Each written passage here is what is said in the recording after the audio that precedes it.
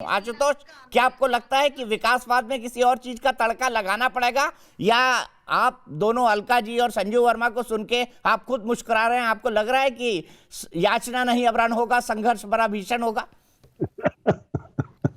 नहीं, मैं ना तो अलका जी पे कोई टिप्पणी करूंगा, ना संजू वर्मा जी पे कोई टिप्पणी करूंगा। दोनों सम्मानित महिलाएं हैं, दोनों राष्ट्रीय पार्टी की प्रवक्ताएं हैं।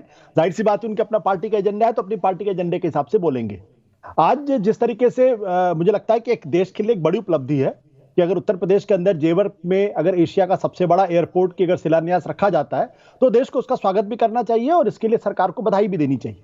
लेकिन दो तीन चीजें जो मैं जरूर कहना, आज सूरज किधर से निकला है? आप सरकार की तारीफ कर रहे हैं, सूरज किधर से निकला है आज? पूरब से या पश्चिम से? ये बात तो भारतीय जनता पार्टी के वर्मा जी को भी दिखाइए ना। देखिए, आशुतोष तारीफ कर रहे हैं आज। ये तो भारतीय जनता पार्टी के लोगों को भी समझना चाहिए कि जब मैं इनकी आलोचना करता हूं तो ये मुझे अपना दुश्मन समझ लेते हैं। हाँ, मैं दूसरी बात कहना चाह रहा हूं। मेरा कहना यह है कि ये जो विकास को लेकर बातचीत हो रही है, इसमें थोड़ा सा अगर आज की तारीख में अगर जिन्ना का प्रकरण नहीं आया होता, जो राजनाथ जी ने भी उठाने की कोशिश की और जिस तरीके से उसको वहां के मुख्यमंत्री योगी आदित्यनाथ ने भी उठाने की कोशिश की है, तो ये कहीं ना कहीं लगता है कि विकास के मसले पर जो सरकार है उसको इतना कॉन्फिडेंस नहीं है कि विकास के मसले पर अगर वो जनता के बीच में जाएंगे तो उनको उस तरीके से लोग हाथों हाथ ले लेंगे। क्योंकि आज की तारीख में हकीकत यह कि देश की अर्थव्यवस्था की स्थिति बिल्कुल अच्छी नहीं है। और ये बात मैं कोरोना की वजह से नहीं कह रहा हूं, मैं बार बार इस बात को दोहरा चुका हूं। कोरोना के पहले भी भारत की अर्थव्यवस्था लगातार 8 क्वार्टर में जीडीपी में कम से कम 4% की गिरावट आई। 4% की गिरावट आई। और जो लास्ट क्वार्टर था उसमें 5%। नीति आयोग के अध्यक्ष थे। ओहो भाई, मैं बोल लूंगा।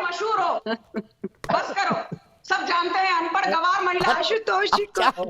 प्लीज हाथ जोड़ रहा हूँ। आशुतोष को कंप्लीट कर लेने दीजिए, उसके बीच में मत टपकिए। आशुतोष कंप्लीट करिए प्लीज। उसके पहले आपने देखा होगा कि नीति आयोग के अध्यक्ष ने कहा था कि हिंदुस्तान 70 साल में सबसे बड़ी क्रेडिट क्राइसिस से गुजर रहा है। 45 साल की बेरोजगारी के सबसे ऊंचे मकाम पे पहुंचा हुआ था। जो ऑटो सेक्टर था वो पूरी तरीके से धड़ाम हो चुका था। तो ये जो भारत की अर्थव्यवस्था जिसके बारे में उम्मीद की जा रही थी कि 8 से 9% जाएगी और 2025 तक वो 5 ट्रिलियन इकोनॉमी हो जाएगी, किसानों की आय लगभग दुगनी हो जाएगी, उसको जो सबसे बड़ा झटका लगा है वो इसलिए झटका लगा है क्योंकि सरकार की आर्थिक नीति की दृष्टि स्पष्ट नहीं थी। अगर दृष्टि स्पष्ट होती तो डिमोनेटाइजेशन करने की जरूरत नहीं पड़ती, क्योंकि इस सरकार को 2015-2016 तक 8% की ग्रोथ रेट थी लगातार। ऐसे में आज की तारीख में अगर वो जिन्ना की बात करते तो लोगों को हंसी आती, लोग कंफ्यूज होते हैं कि भाई ये पार्टी जो है वो राष्ट्रवाद के मसले पर चुनाव लड़ना चाहती है या फिर विकासवाद के मसले पर चुनाव लड़ना चाहती है। Valid point.